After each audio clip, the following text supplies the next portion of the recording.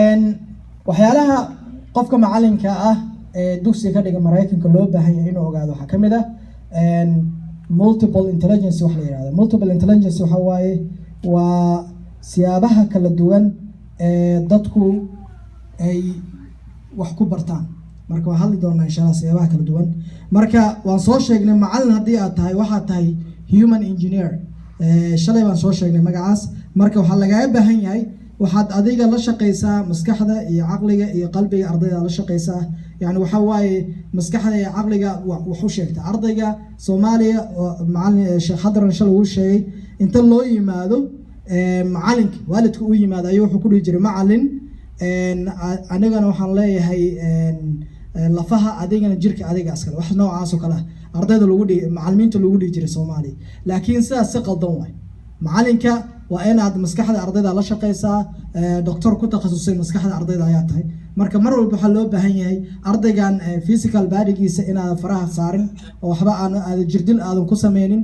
aadan mataqaana faraha ka qaada loo baahan yahay. haddii uu waliba qaasatan haddii aad wadankan joogtid waa ka soo sheegnay shalay shuruucda kala duwan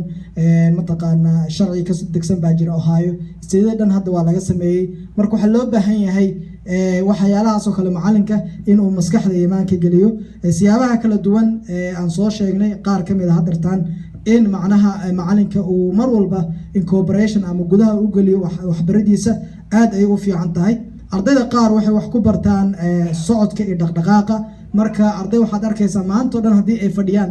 aanan waxba baran karin maba caadiyanba waxay u samaysan yihiin markay dhaqdhaqaaqaan markay istaagaan inay wax bartaan. marka haddii aad ogtahay ardaygaas istaagiisa iyo dhaqdhaqaaqiisa inuu wax ku baranayo u dhaaf saas wax ku barto. ardayda qaar waan xasuustaa kitaabka intay qaataan ba iyagu istaagsan quraanka akhrin jireen ma ogtahay. marka macalinkan wuxuu dhihi jiray fadhiiso in la fadhiistaan rabaa. marka ardayda kale way fadhiyaan. marka laakiin sida uu fiican ardayga wax ku baran karo waxa inuu istaago kitaabkiisa uu saa u qabsado uu saas ma taqaan wax u barto quraankiisa. marka saas haddii aad u jeedid oo aad arkaysid inuu ardaygaas wax u baran karo u dhaaf qaab wax lagu barto waay. haddii aad dareemaysid ardayga ma taqaana in tusaale ahaan oo kale Islamic studieska markii lagu jiro in haddii ardaydu wada hadlayaan oo ay ka hadlayaan casharkii markaas u dirtay sidii anaguba hadda aan u hadlaynay ina u dhaaftid baa la rabaa. sababta waxa waaye waxbarashada qayb kamid ah waaye. marka haddii ay ka hadlayaan wixii aad u dirtay ama topicii ama discussionkii aad ugu aragtay inay ka hadlaan ina u dhaaftid ayaa fiican. marka siyaabahaas kala duwan oo dhan waa siyaabaha mataqaana wax lagu barto. insha Allah waxaan rabaa posterka xaggaas ku dhageeyay xaggaas waxa istaagaya multiple intelligence waa maqasheen waxa waaye professor David Harvard ayaa soo saaray sagaal boqol iyo siddeetanaadkii bilowgiisa ayuu soo saaray. marka wuxuu arkay waagaas Mareykanka waxaa ka jiray waxbarashada aad ugu sareeyay Mareykanka waagaas. laakiin waxaad bilowday mataqaana waxaa bilowday in waxbarashada Mareykanka hoos u dhac u yimaado. marka waxbarashada Mareykanka waxa waaye waxa lagu saleeyay waayii hore industrial ages lagu saleeyay si waayii hore adduunka loo saleeyay. 1980 waxaa bilowday teknolojiyadan hadda u jeedno inay bilaabato waagaas ayay bilaabatay. marka wuxuu soo saaray wax la yiraahdo multiple intelligence. waa sheegaynaa waa 7 shay qof walba u baahan yahay Google ku ka samaysan karaa. marka wuxuu yiraahdaa dadka qaarkood waxa la yiraahdaa interpersonal skills ay leeyihiin oo waxbarashadooda mataqaana xagga maskaxiyan waxay wax ku bartaa people smart ayaa la yiraahdaa. dadka kale markay la hadlaan oo discussion ay galaan oo wada hadlaan ayay wax bartaan. marka ardayga markii quraankii uu gafay oo kale waa inaad u yeertid aad la hadashid aad tiraahdo maxaa socda wili sheeg wada hadalkaas 5 daqiiqo ah ama 10 daqiiqo ah wax badan bay isagu kordhinaysaa. marka dadkaas waxa la yiraahdaa people smart. dadka markay weynaadaan ku fiican wada hadalka iyo waay. marka dadka qaarkood waxay yiraahdaan saas wax bartaan waxay wax ku bartaan group activities in la isku diro ardayda kale ayay wax ku bartaan. dadka qaarkood waxay yiri waxa la yiraahdaa intrapersonal skills ayay leeyihiin. intelligence-gooda ama waxbarashadooda waxa waaye self smart kaligood ayaa wax bartaan. qof kale haddii wax la hadlaan wax bartaan. marka qofkaas adiga laga rabo in ardayda kale ogaatid kitaabkiisa u dhiibaysa ama casharkiisa u dhiibaysa halkaas ayuu fadhiisanaya meel quiet ah ayuu jecel yahay inuu wax ku barto cidna aysan mataqaana aysan dhibin saas ayuu wax u bartaa isaga. marka dadkaas oo kale waa dadka kaligood wax barta aan jeclaan dadka kale inay wax la bartaan wuxuu yiri dadka qaarkood linguistic smart ama mataqaana skills ay leeyihiin oo waxa waaye macalinka waxay jecel yihiin in hadalkiisa uu fasiix yahay uusan mataqaana yani waxa waaye kelmadaha macalinka uu isticmaalayo kelmado fiican inay yihiin oo ardaygii wax baraya hadalkiisa uu fasiix yahay uusan ahayn macalin macnaha hadda intuu soo kacay wuxuu raba sheegaya marba xagga ka boodaya marba xagga casharadii isku dhex qaldaay inuusan ahayn ayay jecel marka waxay jecel yihiin ardaydaas badanaa inaad u dhiibtid wax qoran sababtoo ah ereygii bay rabaan inay akhriyaan waxay jecel yihiin inay wax akhriyaan waxay jecel yihiin mataqaana ereygiisu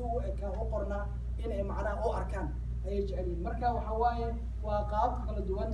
ninkan professorka uu soo saaray waana ardaydana qaar badan waan ku arkaanay waxaa laga yaabaa macluumaadkan in wax badan ay anfacaan wax badanna maybe hadhow idin facaan wax badanna ay is anfacin marka waxaan rabaa aniga laakiinse insha allah inaan idin soo bandhigo qaarkood wuxuu yiri ardayda qaarkood waxay wax ku bartaan inaad u sheegtid waxaa baraysid macnaha ka dambeeya qur-aankii baad baraysaa sax laakiin qur-aanka faa'iido muxuu leeyahay adduun iyo aakhiro waa inuu ogsoon yahay marka si logical ah ayay ardaydaas wax u bartaan buu ku leeyahay dadkaas waa inaad wax ka dhaadhicisid markaad reason u sheegtid caddeyn aa u keentid proof aad u keentid qofkaas uu qaadanaya wixii uu ku soconaya marka waxaa loo baahan yahay masale markaad u sheegaysid masaladii caddeynteeda u keent markaad u sheegaysid mataqaanaa wax inay qaataan sababta waxaas u qaadanayaan u sheeg dadkan waa dadka ku shaqeeyo reasoningka iyo logicalka waaye dadkan saas wax u bartaan dadka qaarkood waxay wax ku bartaan ayuu yidhaahday sawir ahaan ayay wax ku bartaan marka waxa waaye salaadii markaad uga sheekeynayso sidoo kale video u daar sida salaada loo tukanayo u bar ama adigii mataqaana practical example u samee markii la rukuucayo sida dhabarka laga dhigaayo mataqaana waxyaalahaas u sheeg salaada markii la galayo gacmaha meesha la geeyo si waxay u bartaan iyaga itus oo taabsi ah ayay ardaydaas u bartaan ardayda qaar wuxuu yidhaahdaa waxay u bartaan dhaqdhaqaaqii hadda aan soo sheegaynay ayay wax ku bartaan marka ardaygaas waxaa laga yaabaa in uu istaag jecel yahay inuu wax ku barto iskuullada qaar hadda waxay sameeyeen kuraasi way kala bedeleen kuraas xoogaa dhaadheer bay keeneen kuwa dhexdhexaaday keeneen kuwa hoos ah ayay keeneen marka ardayga kuwa mar walba uu dareemayo inuu wax ku baran karo ayuu fadhiisanaya marka ardayda qaar waxay jecel yihiin iyagoo istaagsan iyagoo dhaqdhaqaaqayo iyagoo ma garanaysa qaarba waxay sameeyaan xataa waxaan ku arkay dugsiyada iyagoo qur-aankii akrinaya ayay gacmahoodii mataqaanaa qalin bay ku haystaan ama wax kale dhaqaajinayaan marka waa dhaqdhaqaaqa qayb ka mid waaye marka waxa waaye la soco ardaygaas distraction ma sameynaye saas ayuu wax u bartaa inaad ogaatid baa fiican qodobka ugu dambeeya waxa waaye ardayda qaar waxay wax ku bartaan mataqaana physica in ama qaarkood ma kala jecla haddii sound uu glassku ka socdo ama waxyaale dadka kale ay hadlayaan weli background sound iyaga musical ay yidhahdaan laakiin macnaha xalagooda waxa waaye ardaydaas waxa waaye haddii xataa distraction uu socdo they're okay wax way baran karaan qaarkood waxaa arkaysaa qur-aankii u daaran ayay waxay sameysanayaan mouth homeworkooda ay sameysanayaan it's okay saas wax ku bartaan qaarkood waxaa waaye iyagoo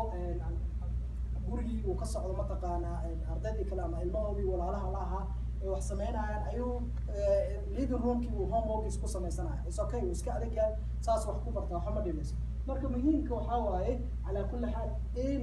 ardaydaada qaabka wax u bartaan iyo cidda ay yihiin iyo shaksiyadooda wax badan aad ka ogaatid muhim waaye xaqiiqdii marka insha allah waxaan jeclahay wax badan inaad ka faa'iideen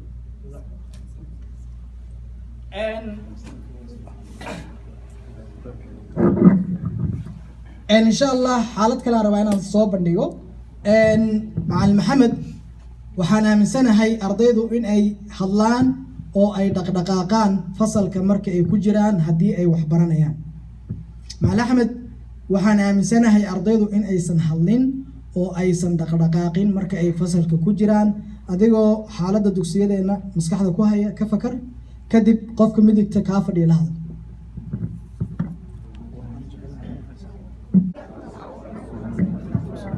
waxaan rabaa macluumaad ka mid ah dumarka xagga gabdhaha baan rabaa inaan u wacdo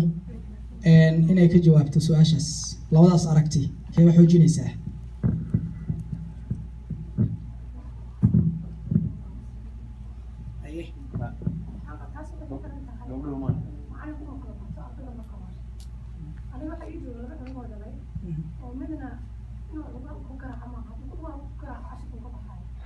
هنا هتوصل العشرة في الطبخ هاي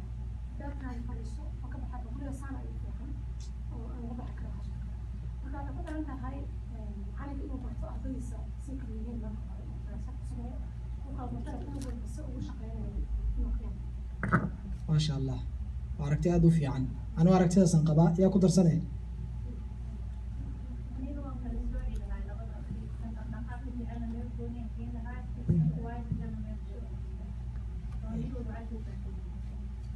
ما شاء الله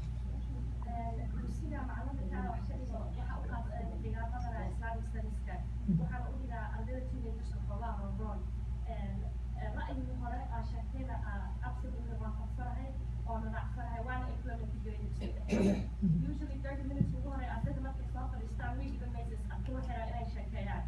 hadda marka waxaana maalmihi hore ugu horeysa arkay haddaan ogolaanin marka galaaskii maalmo time aan siinin aan dhaho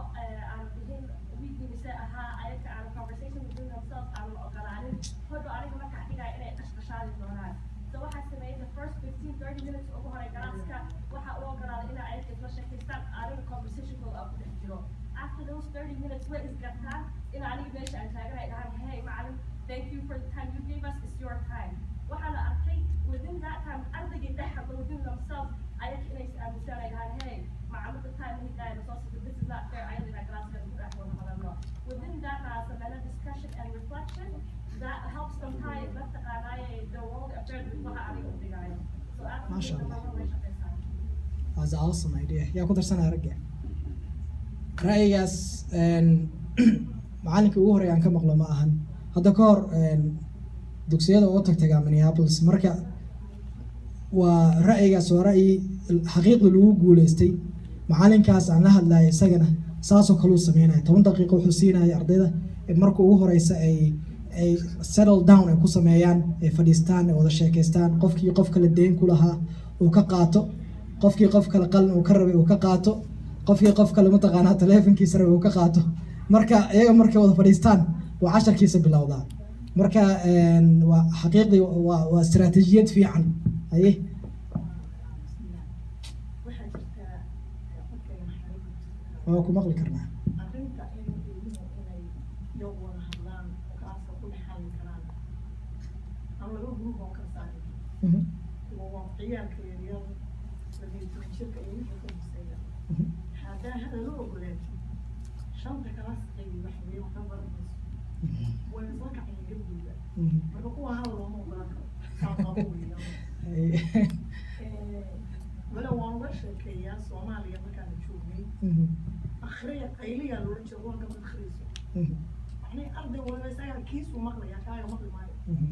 هل كان هذا له وقلاتي إني هل كلمة دكوا أتكلم إنها بحاجة هذا إنها حكا أخي نقرانك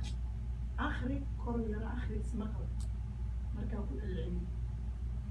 جروب مركا أو مركا تراهو أبو آخري اسمقل ويربو طيان لكن ما بعد الدراسة سنتانس لكن عيال مركا يرين هذا هو وقلاتو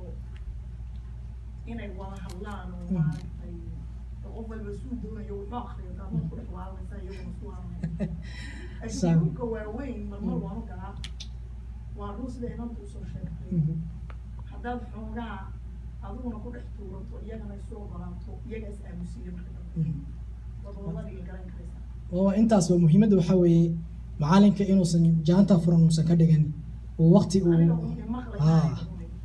adiga waa inaad sheekh Xadran oo ka sheekeeyay before wasaale galaaska bilaabina shuruucdaada aad u sheegtid marka iyaga is aamusinay marka dambe heer waxay gaarayaan iyagu ay is aamusiyaan